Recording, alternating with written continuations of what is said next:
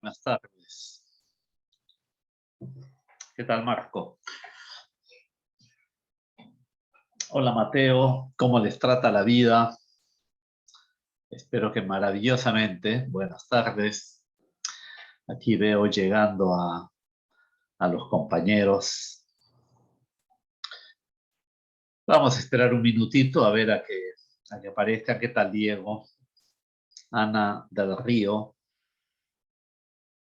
Bueno, veo que han viajado mucho ustedes, ¿sabes? Porque aquí los veo que muchos ponen fotos en parajes estupendos, ¿no? Aquí Juan Latorre se ve como en una cordillera, por ejemplo. ¿Qué tal, Ana Lucía? Tú, Ana Lucía, también te ves ahí en un paraje. No sé si es el Parque de las Leyendas o algún lugar exótico que has visitado. Bueno, también entra Ariana, Anabel, que nos pone la foto de su perrito. Profe, mi foto es de mi viaje a Choquequirao. Hice una caminata. Choquequirao, fíjate, qué fantástico debe ser. No conozco Choquequirao, pero debe ser estupendo, ¿no? Sí, profe, es muy bonito, en verdad. Tienes que caminar 5 días, bueno, 4 días para llegar. Ida y vuelta. Y en esos 4 días, ¿dónde duermes? En una carpa.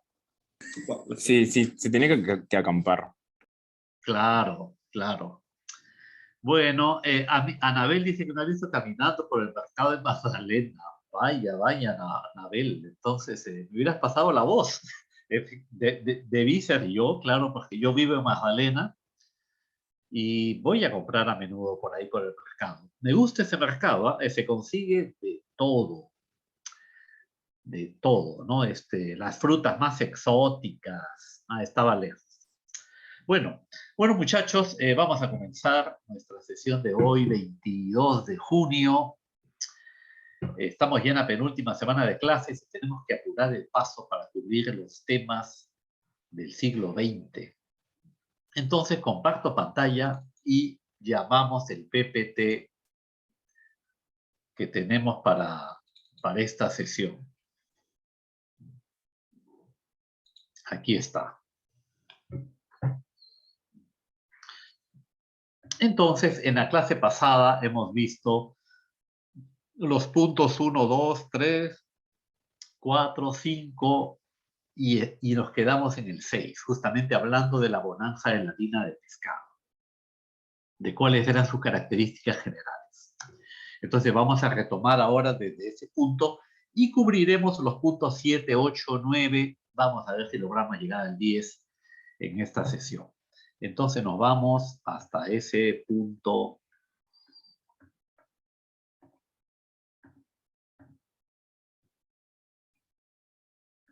Por acá, aquí nos quedamos.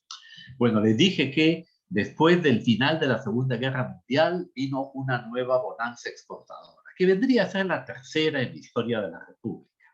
La primera sería la del guano, la segunda la del azúcar y la tercera esta de la harina de pescado. Pero como en los demás casos no solamente se exportó harina de pescado, este fue el producto nuevo, digamos original, que le da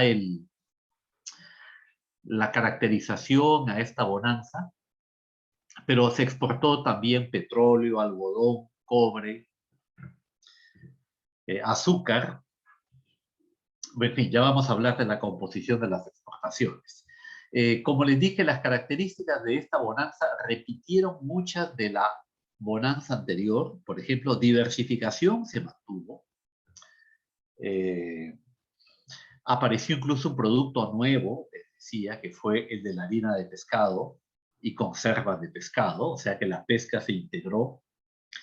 La concentración en grandes empresas continuó, yo les diría incluso que se acentuó. Es decir, los latifundios azucareros, por ejemplo, se volvieron más grandes todavía, las empresas mineras igualmente más grandes porque se adoptó una tecnología de tajo abierto, de la cual les voy a hablar ahora, que exigió una mayor escala en las operaciones.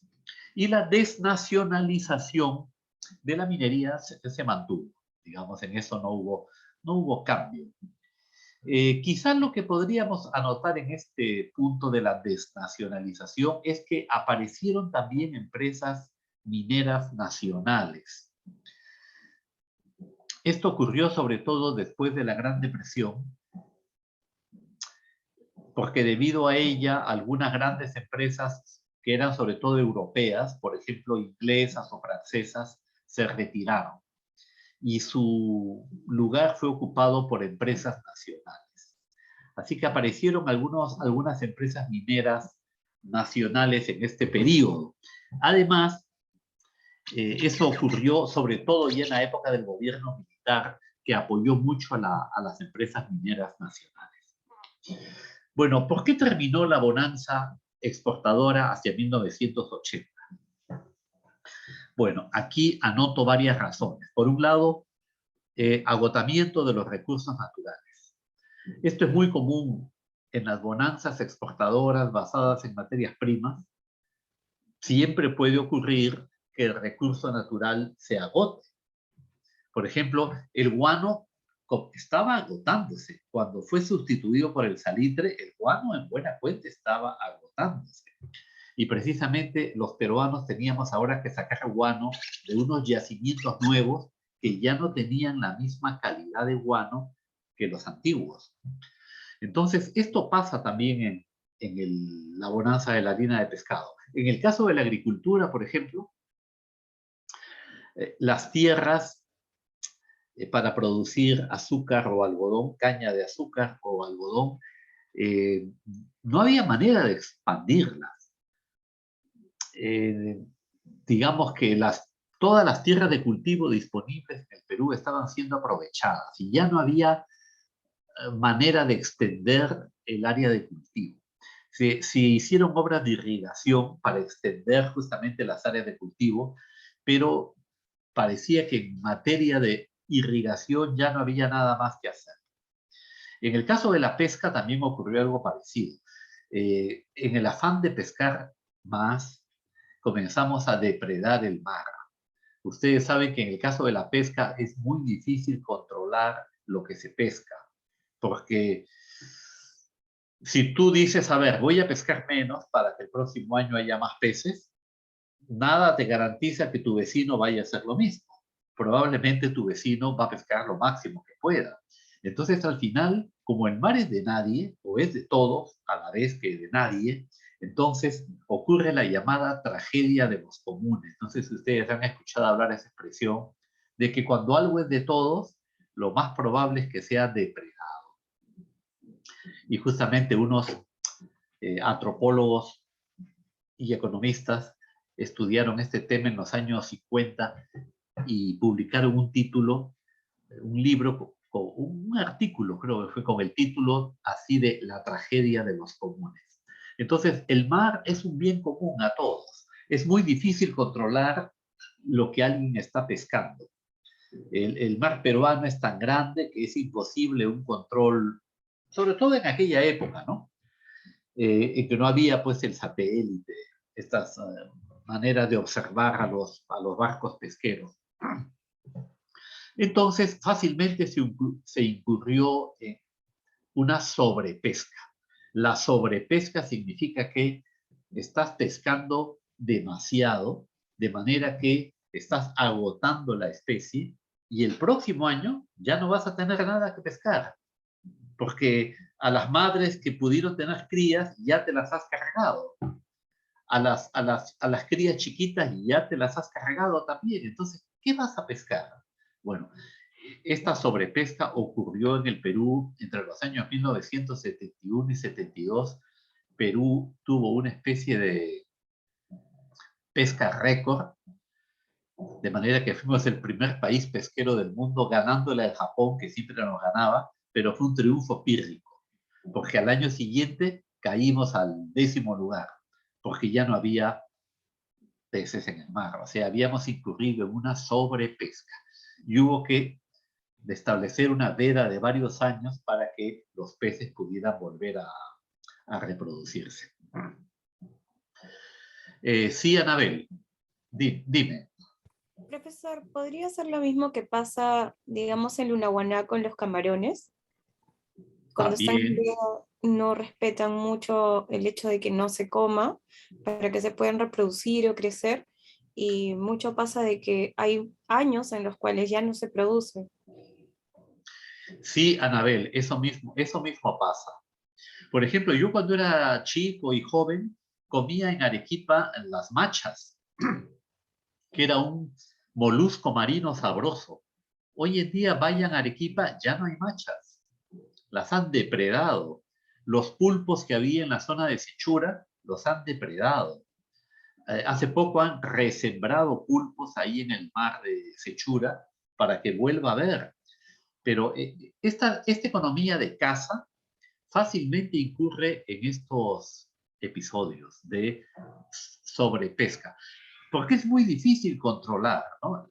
Digamos, lamentablemente no es fácil controlar. Una manera de hacerlo es lo que ha dicho Anabel, ¿no? Establecer una veda. Prohibido vender camarones o erizos o pulpos, la especie que se quiera proteger durante una época del año, para que en ese periodo se reproduzca. Pero hay gente pues inconsciente que no respeta la veda y bueno, son esas cosas que ocurren. Así que espero, Anabel, que tú no comas camarón en Lunahuaná, te abstengas para que se pueda reproducir la especie. Bueno, otro factor que ocurrió fue la falta de consenso en el Perú acerca de la inversión extranjera directa. Ahí lo he puesto como IED. ¿Qué significa IED? Inversión extranjera directa. Que significa que vienen capitales extranjeros e invierten en poner una empresa minera o de otro tipo, ¿no? También puede ser una planta de harina de pescado, pero generalmente no hicieron eso. Lo dejaron para los nacionales. Sobre todo en la minería hubo inversión extranjera directa. Bueno, ¿qué opinamos de la inversión extranjera directa? No sé qué opinan ustedes. Sería simpático hacer una encuesta, a ver qué opinan ustedes. ¿Les parece buena, positiva? ¿Debemos abrirle los brazos? ¿O al contrario, debemos combatirla porque trae más bien prejuicios? Bueno, posiblemente tengamos opiniones distintas y eso es lo que pasó en la época de los años 60, 70. Había peruanos que estaban a favor de la inversión extranjera, otros que estaban en contra, y esta falta de acuerdo llevó a que no tuviéramos una postura uniforme y al final terminó triunfando una postura más bien contraria a la inversión extranjera directa que llevó a la nacionalización o estatización de esas empresas. Bueno, esta falta de consenso produjo naturalmente una contracción de la inversión extranjera, porque nadie quiere ir donde no lo quiere, ¿no? Entonces, si los inversionistas decían en el Perú no nos quieren expropiar, dicen que les estamos haciendo daño, entonces hay que tener cuidado. Obviamente la inversión extranjera ya no se va a acercar por acá hasta que nos pongamos de acuerdo si los queremos o no los queremos. Entonces, esta falta de consenso que ocurrió desde los años 60 y se extendió hasta los años 80, alejó la inversión extranjera de la economía peruana. Como esta inversión sobre todo venía para la industria de exportación, naturalmente las exportaciones se resistieron. Y luego tendríamos que mencionar los factores internacionales. Había sido clave para la bonanza de la harina de pescado la reconstrucción europea y asiática que hubo después de la Segunda Guerra Mundial.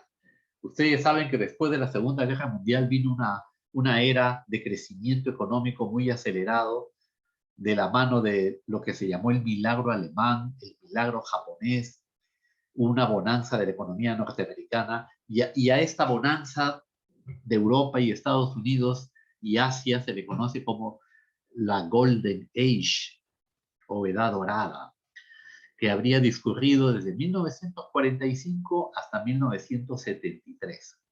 Y hubo episodios entonces que provocaron el alza del precio de las materias primas. La guerra de Corea, por ejemplo, aunque fue una guerra, significó el alza del precio del cobre, del petróleo, de la harina de pescado, y esto benefició a la economía peruana. Pero en los años 70 hubo un shock petrolero, la crisis del petróleo en 1973, que significó que el precio del petróleo, que había estado debajo de los $3 por barril, saltó a $35. Así súbitamente pasó de $3 o menos a $35. Obviamente, la economía mundial sufrió una especie de colapso, ¿no? Porque la economía mundial dependía sobre todo del petróleo y este incremento del precio, pues, enfrió la economía mundial. Así que eso trajo el final de la Edad Dorada. Bueno, podríamos dividir la bonanza de la harina de pescado en 3 periodos. Aquí les pongo que los principales productos de exportación del Perú fueron el cobre, petróleo, algodón, azúcar y harina de pescado. Las lanas y el caucho ya desaparecieron totalmente del abanico de exportaciones. Las lanas y el caucho habían estado en la bonanza pasada, pero ya en la tercera bonanza salieron del elenco, porque no se pudieron recuperar de la sustitución de estos productos por productos sintéticos. Pero entraron nuevos productos que no llegan a aparecer en este elenco, pero son nuevos productos. Por ejemplo, el hierro, el zinc, el estaño, son productos mineros que se incorporan a las principales exportaciones. Y la harina de pescado, sobre todo, que era como el chico nuevo, digamos, en el barrio. Bueno, podemos distinguir 3 ciclos dentro de la bonanza exportadora: el ciclo agrícola, el de la pesca y el de la minería. Ahí les he puesto la cronología. Primero fue el ciclo agrícola. Entre 1945 y 61, las exportaciones agrícolas fueron las que dominaron la economía peruana. Sobre todo el azúcar y el algodón. Estos 2 productos daban mucho empleo. En los años, por ejemplo, 30 y 40, el algodón era fundamental. Del precio del algodón dependía en general la bonanza o la miseria de la gente. Por ejemplo, cuando el precio del algodón estaba alto, subían los alquileres, el precio de las casas. Los tejedores de sombreros vendían más. Ustedes dirán, ¿qué tienen que ver los sombreros con el algodón? Y es que para cosechar el algodón, los campesinos se ponían un sombrero, de manera que con la cosecha a más cosecha de algodón, mayor venta de sombreros. Pero en los años 60 apareció el fantasma de la reforma agraria. En verdad, desde los años 50 se venía discutiendo la conveniencia de una reforma agraria en países como el Perú. Y la amenaza política de una reforma agraria se volvió creciente a partir del año 60. Esto hizo, claro, que los terratenientes que tenían haciendas azucareras, algodoneras, ya no invirtieran en ellas, porque pensaban que de un momento a otro podían ser expropiados, como en efecto sucedió. Y después que ocurrió la expropiación, aunque el gobierno trató de que las haciendas, que ya no eran haciendas, ahora eran cooperativas agrarias, que ya vamos a hablar de eso, el gobierno trató de que las cooperativas continúen con economía de exportación. No fue fácil ya hacerlo, porque los nuevos propietarios, que eran los campesinos cooperativistas, preferían separar alimentos antes que caña de azúcar o algodón. Bueno, vino entonces la era de la pesca. Entre 1961 y 72, una década prácticamente, las exportaciones estuvieron dominadas por la harina de pescado. ¿Qué cosa era la harina de pescado? Bueno, literalmente es lo que les digo, ¿no? Antiguamente los peruanos exportábamos el guano. El guano resultaba del excremento de las aves marinas. ¿Qué comían las aves marinas? Anchovetas y sardinas. Entonces lo que hicimos en el siglo XX fue pescar las anchovetas y sardinas, o sea, quitarle a las aves marinas su alimento. Y después de secarlas, las metíamos a un molino. Entonces, los pobres pescaditos, anchovetas y sardinas eran metidas a un molino donde eran triturados hasta ser convertidos en harina.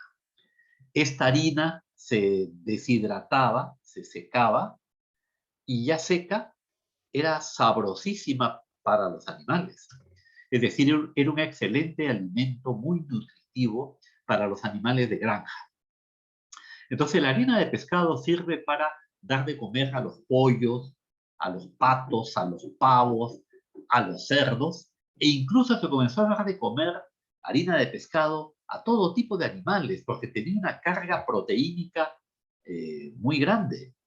De manera que a las cabras, a los carneros, a los chivos, hasta las vacas les daban harina de pescado, lo cual luego trajo problemas, porque ustedes nunca han visto una vaca comer pescado, ¿no? Es un poco raro, pero los granjeros les mezclaban la harina de pescado con lo que la vaca normalmente come, que son hierbas, ¿no? La vaca come alfalfa, por ejemplo, le mezclaban harina de pescado y la vaca pues comía nomás.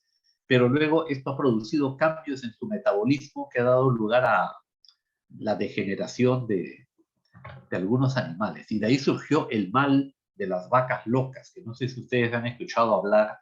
Hace como 10 años hubo una especie de epidemia en Europa, las vacas locas cuya carne producía problemas en el ser humano que las comía porque su organismo había degenerado.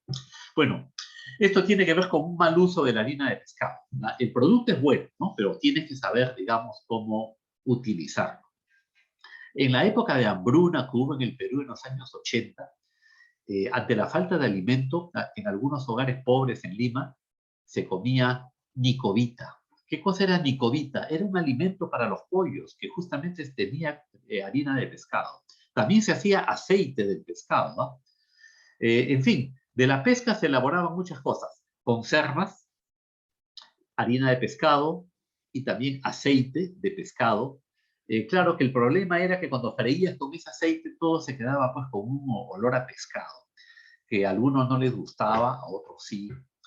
Yo recuerdo que cuando yo era niño en esos años de la bonanza de la harina de pescado, y en las mañanas cuando me levantaba para ir a la escuela, a veces la ciudad olía a pescado, porque la brisa que venía del mar traía el olor de las plantas de harina de pescado.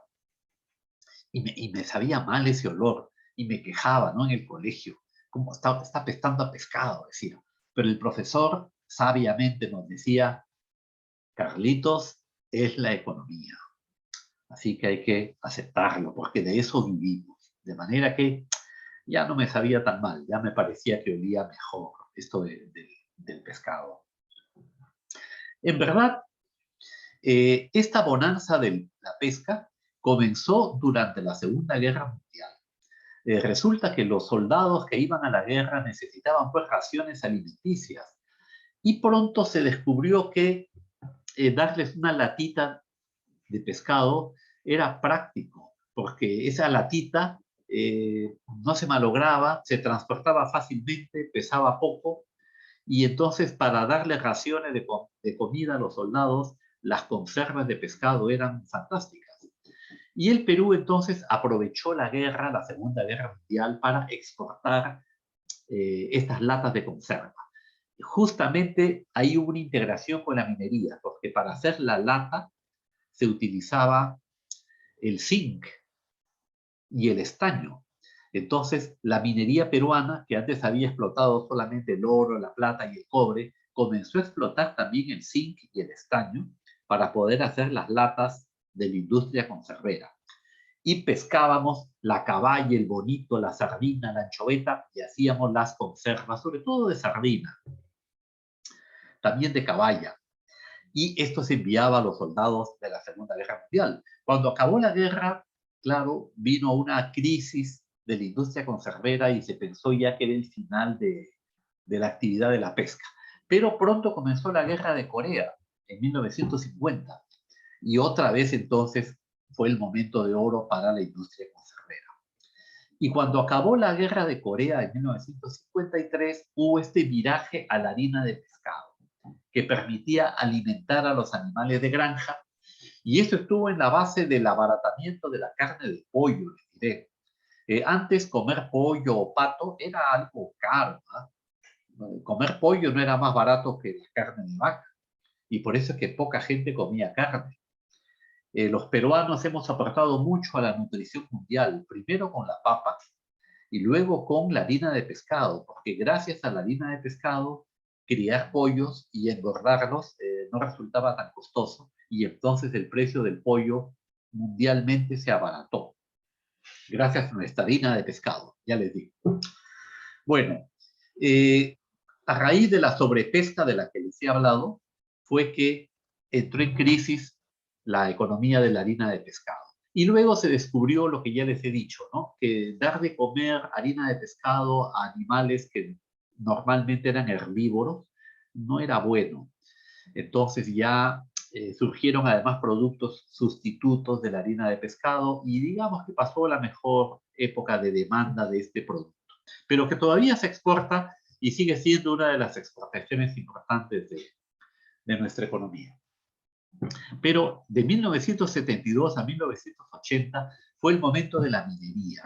Otra vez la minería se convirtió en el sector estrella de la economía, que no lo había sido en las décadas anteriores. En la minería pasaron también algunas novedades. Una de ellas fue el cambio de la tecnología de socavón por la tecnología de tajo abierto. El socavón significa que dentro del cerro se hace un túnel, que es el socavón, y se va extrayendo minerales a través de estos túneles. En cambio, en la tecnología de tajo abierto, se trae abajo por completo todo un cerro. Por ejemplo, en la fotografía de la izquierda, ustedes pueden ver justamente una escena de tajo abierto. Creo que este es de, no estoy seguro si es de Toquepala o de Marcona, pero es una de estas empresas mineras del sur. Entonces pueden ver ustedes cómo aquí no hay socavón. Estos son camiones, ¿ah? Estas manchitas que ven aquí, como si fueran hormigas, son gigantescos camiones que están recogiendo el mineral que se vuela con dinamita. Entonces, poco a poco se va haciendo un gran hueco. Donde antes hubo un cerro, queda un hueco. Se supone que una vez que terminen de explotar la mina, el compromiso de la empresa es volver a poner el cerro en su lugar. Dicen que lo dejan más bonito incluso. Pero esto es para evitar la crítica que dice que la minería es muy agresiva con el paisaje. Ciertamente, la minería de tajo abierto, o de cielo abierto también se llama, es una minería muy agresiva con la naturaleza, porque para volar con dinamita los yacimientos, ya se imaginan ustedes, para empezar, el ruido, ¿no? Pero bueno, ojalá fuera solamente el ruido. Eh, la explosión bota por los aires millones de partículas y el viento las lleva a los valles agrícolas aledaños, contamina los ríos, contamina la atmósfera, de manera que si hay poblaciones cercanas, no la van a pasar bien.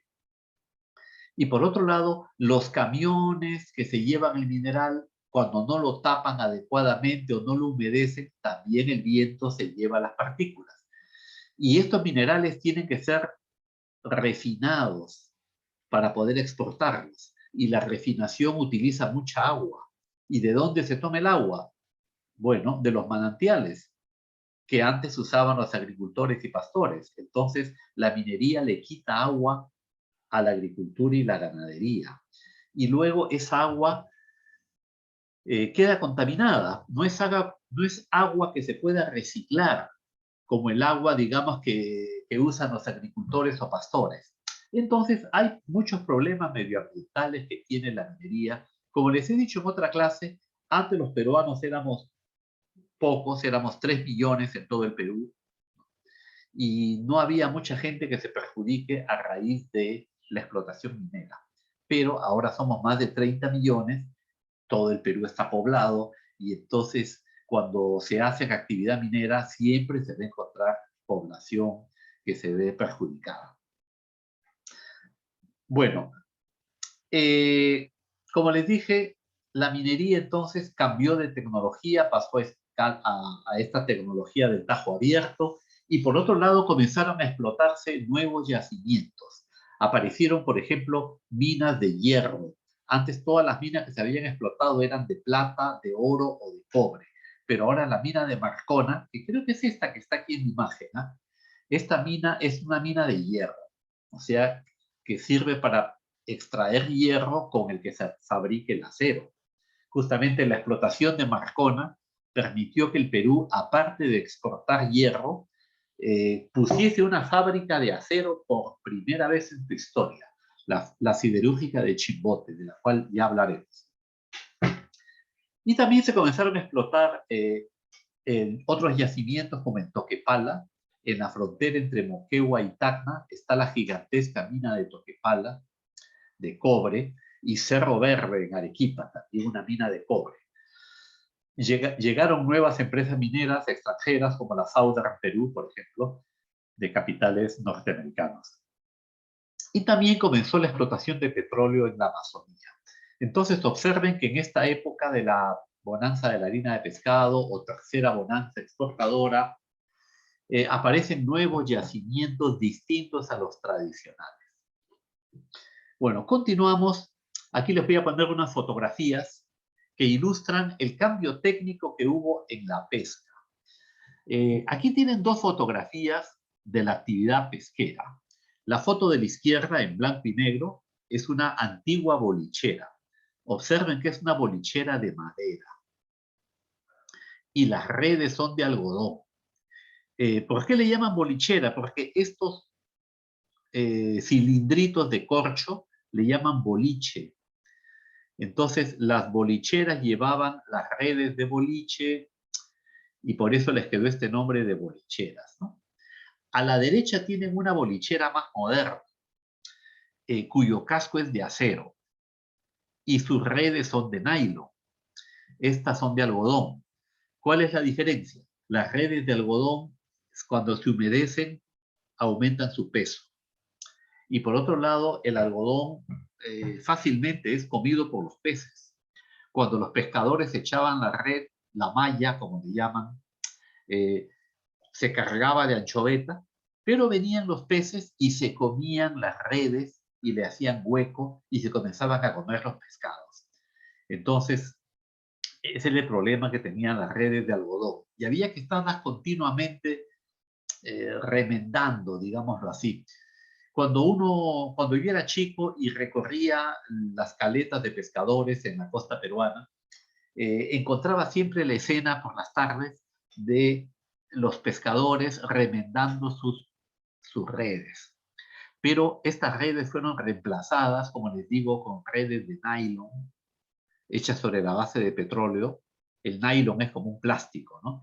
Que ya no se humedecen, o sea, no aumentan su peso con el mar, resisten la sal marina, no se ponen malas, y los peces no las pueden romper fácilmente.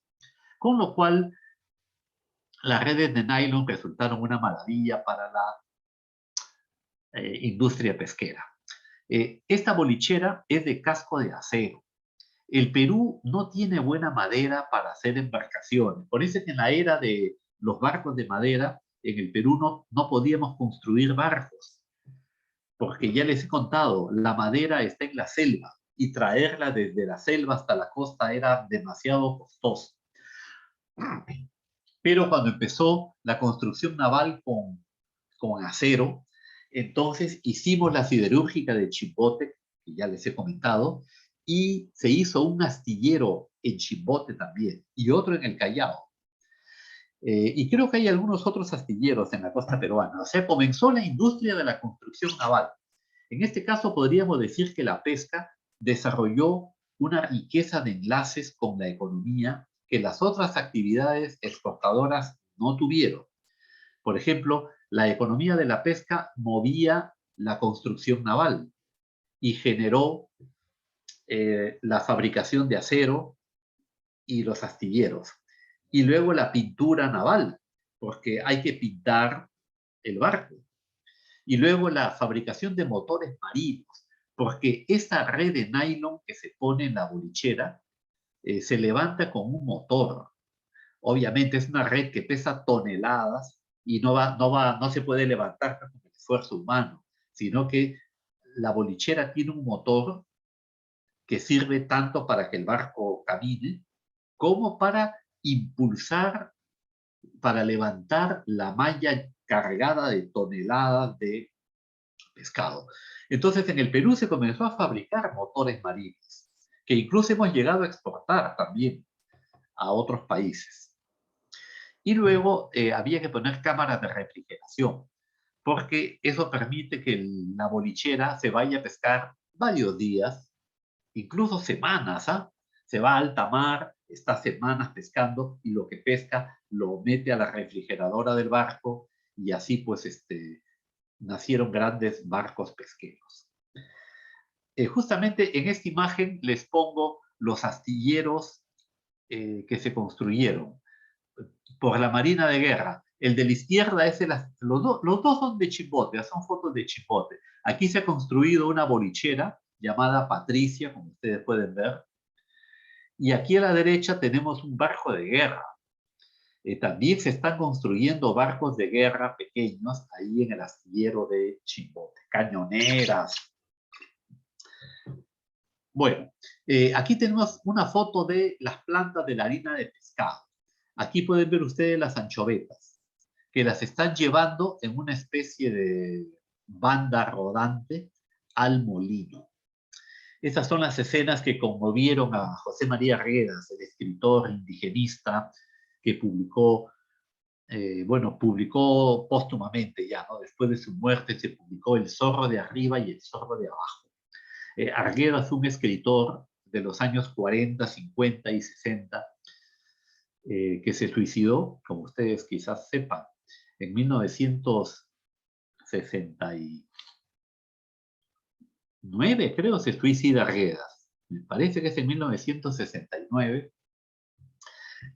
Y aparece luego su novela El zorro de arriba y El zorro de abajo, ambientada en Chimbote, los migrantes andinos que bajan a Chimbote. Y a Arguedas le conmovía cómo los peces todavía estaban vivos a veces, cuando los llevan en esta banda de rodamiento todavía estaban vivos, y así los echaban al molino donde eran triturados. Bueno, aquí en el mapa de la derecha pueden ver ustedes pintados en rojo los departamentos que tienen plantas de harina de pescado. Entonces pueden ver ustedes, a ver, voy a poner por arriba, no tengo, ahí está la fecha, ¿no? Para el año 2008. Para el año 2008, donde había más plantas de harina de pescado, ya pueden ver ustedes que es en Ancash, 20 plantas de harina de pescado, por Casma, por Guarmey. En el departamento de Lima hay 14 más 4, 18 plantas de harina de pescado. En Ica, 11, Arequipa, 6, Moquegua, 6, La Libertad, 8, Piura, 6. Pueden ver toda la costa peruana está llena de plantas de harina de pescado.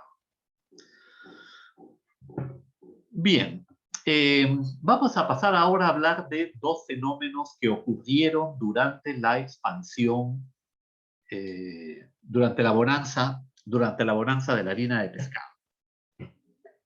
Estos dos fenómenos son la expansión monetaria y la explosión demográfica. Y son importantes para entender la naturaleza de la economía en esta época. Entonces, la expansión monetaria tiene que ver con el hecho de que se abandonó en el Perú la moneda metálica, la moneda de oro o de plata. Ya a partir de los años 30, el Perú va a pasar a tener únicamente moneda fiduciaria. La moneda fiduciaria es la moneda donde no hay una correspondencia entre el valor nominal y el valor del soporte físico. Por ejemplo, a la derecha tenemos un sol de 1964. Este sol era de bronce y su valor nominal pues es el de un sol, ¿no? Ahí mismo dice un sol de oro. Yo conocí estos soles de niño, ¿no? Es un sol grande, ¿eh? De 30 milímetros de diámetro. ahora tiene 25 nomás. Bueno, el valor nominal no tiene nada que ver con el valor del bronce. El bronce puede valer muy poco, seguramente vale muchísimo menos de un sol, pero se le adjudica el valor de un sol porque el Estado respalda ese valor y la gente tiene fe en el respaldo que el Estado le da.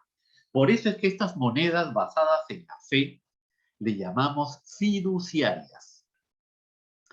Bueno, la expansión de la moneda fiduciaria y el privilegio del monopolio de la emisión le dio al Estado una poderosa herramienta que le permite entonces expandir la oferta monetaria sin frenos, ¿no? No tiene, digamos, frenos que lo controlen porque no tiene que comprar oro, comprar plata, ni tiene que garantizar la convertibilidad. Supuestamente estos soles eran convertibles al oro, por eso es que dice un sol de oro, pero ya les comenté cuando estuvimos en el Museo Numismático que la convertibilidad solamente estuvo vigente durante un año y luego ya no hubo más convertibilidad.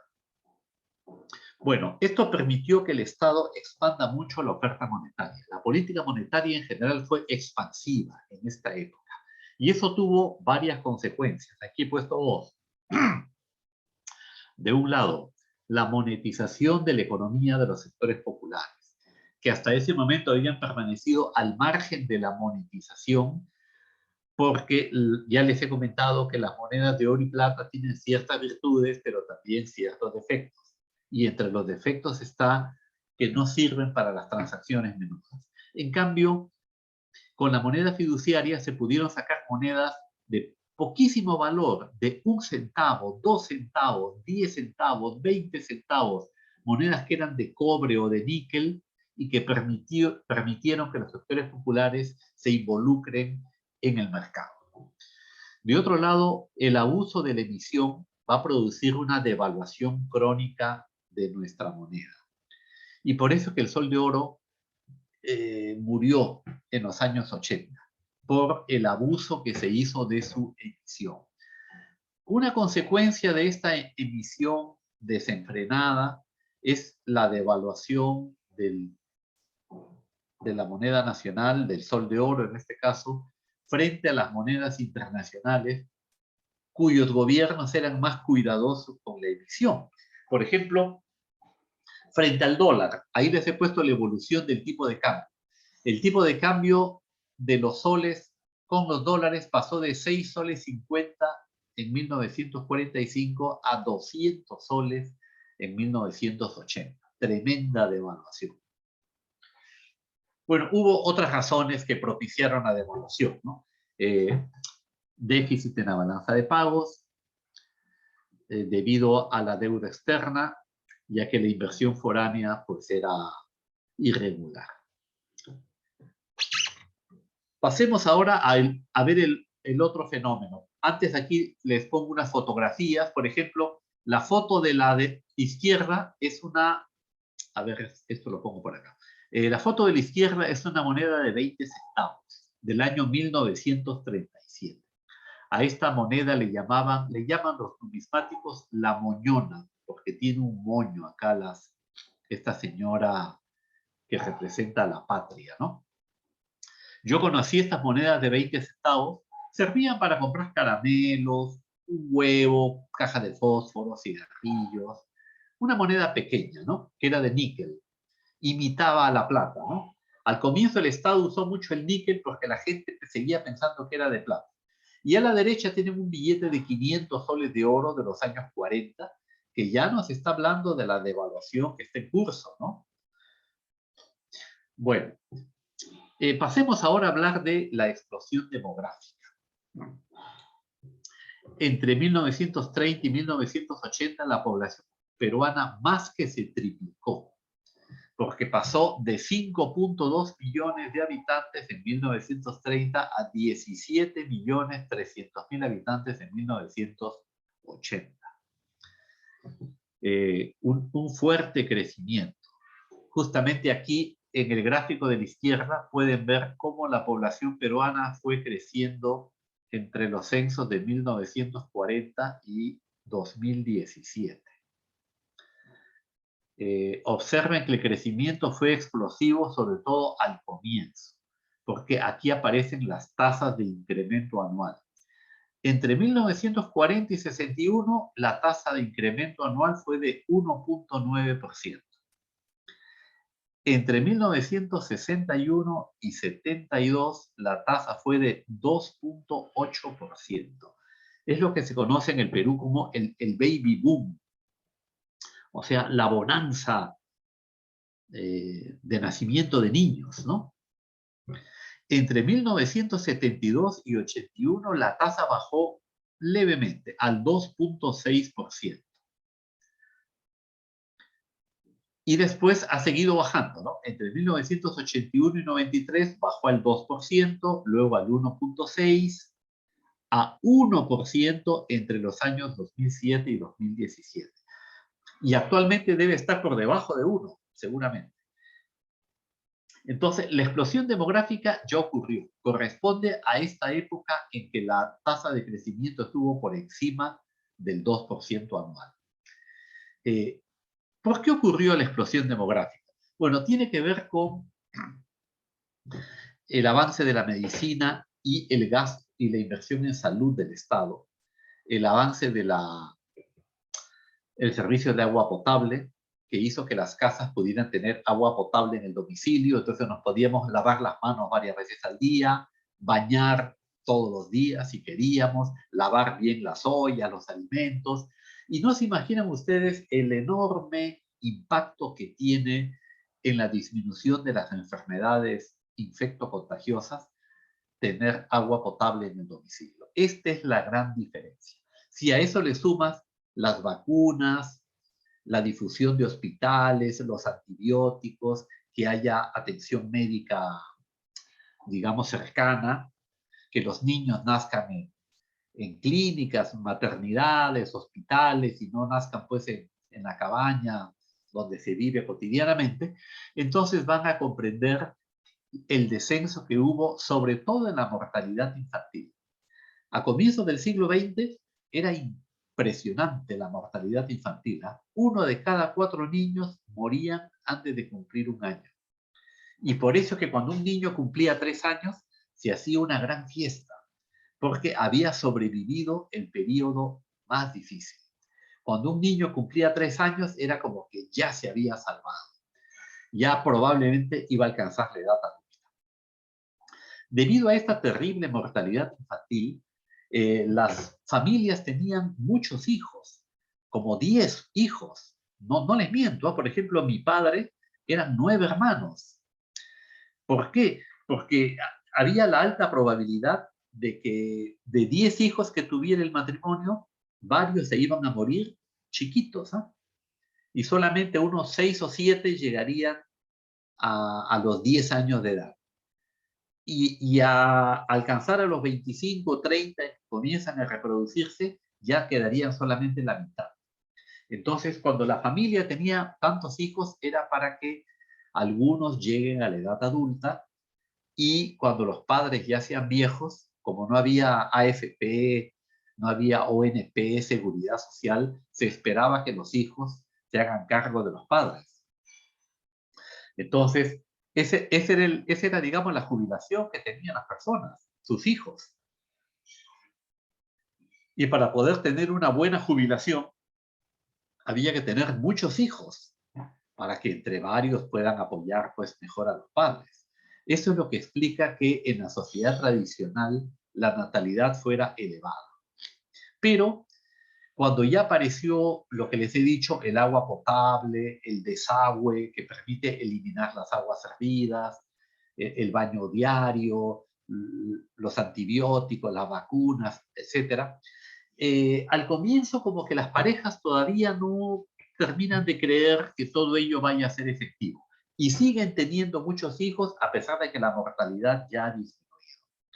Esto es lo que produce el fenómeno que se conoce como explosión demográfica. La mantención de una natalidad elevada junto con una mortalidad en descenso. Entonces, la población crece explosivamente. Esto es lo que pasó en las décadas de los años 50, 60, 70, la explosión demográfica. Bueno, ¿qué consecuencia tuvo el crecimiento demográfico? Muchas consecuencias para la economía, ¿no? Para empezar, la población comenzó a moverse, a trasladarse. Como en la sierra, la tierra se volvió escasa, entonces comenzaron a emigrar a la costa o a la selva. Entonces, la población se traslada a la costa, sobre todo de forma masiva, y las ciudades de la costa ven incrementar su población de forma explosiva. Chimbote, por ejemplo, de la noche a la mañana pasó a ser una caleta de 5.000 personas a una ciudad de 200.000 habitantes. Lima, ahí he puesto el incremento, ¿no? Pasó de tener 300.000 habitantes en 1930 a más de 3 millones en 1980. O sea, en el lapso de 50 años, Lima se multiplicó 10 veces. Obviamente, un crecimiento de esa magnitud desbordó la capacidad del Estado para brindar servicios de vivienda, agua potable, electricidad y educación y salud. Por eso es que los servicios empeoraron, porque el Estado careció de la capacidad suficiente como para poder incrementar la prestación de servicios con la velocidad con que aumentaba el número de usuarios. Y de otro lado, esta población que nace 20 años después sale a buscar empleo. Entonces, la población que entre los años 50 y 80 nació de forma excesiva, podríamos decir. Bueno, nacimos, ¿no? Yo nací pues en esta época del baby boom. Los que nacimos en esta época salimos al mercado de trabajo a partir de los años 80. Y el mercado de trabajo no estaba preparado tampoco para crear el número de empleos que la oferta de trabajo demandaba. Es entonces que nace también, o crecen, porque ya existía desde antes, pero creció de forma feroz, la informalidad. La economía que antes era de subsistencia se transformó ahora en informalidad. Es decir, la gente al ver que no le dan empleo, crea su propio empleo. Y aparecieron así la venta ambulatoria, de todo tipo de cosas, ¿no? De ropa, de comida, de servicios, la invasión de terrenos para construirse una vivienda, ya que no tenían ingresos suficientes para comprar una vivienda formal. Y bueno, nace este fenómeno de la informalidad que desde entonces ha crecido de forma grande. Bien, aquí tenemos otra imagen de cómo fue cambiando la distribución regional de la población en el Perú. Aquí tienen en 1940 cómo se distribuía la población en la sierra, 65%, en la costa, 28%, en la selva, 6.7%. Y observen en los censos siguientes de los años 61, 72, 81, etcétera, cómo fue cambiando esa distribución.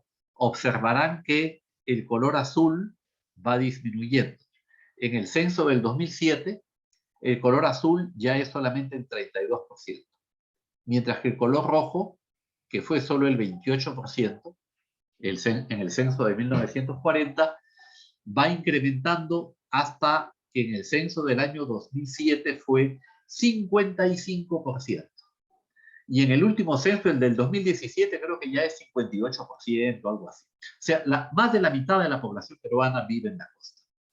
En la sierra vive ya menos de una tercia parte. Y en la selva, fíjense que antes era solamente el 6,7%, aquí es exactamente el doble. La población de la selva también ha ido creciendo. Bien, muchachos, vamos a quedarnos acá porque el tiempo se me ha terminado. No sé si tienen alguna pregunta o comentario que quieran hacer antes de despedirnos. No.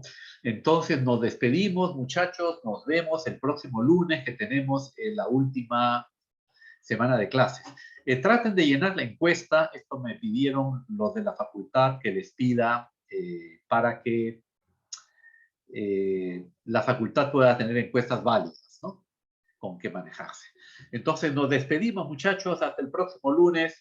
Que les vaya muy bien. Chao, chao. Gracias, profesor. Hasta luego. Hasta luego. Profesor. Hasta Chao, luego. gracias. Gracias también.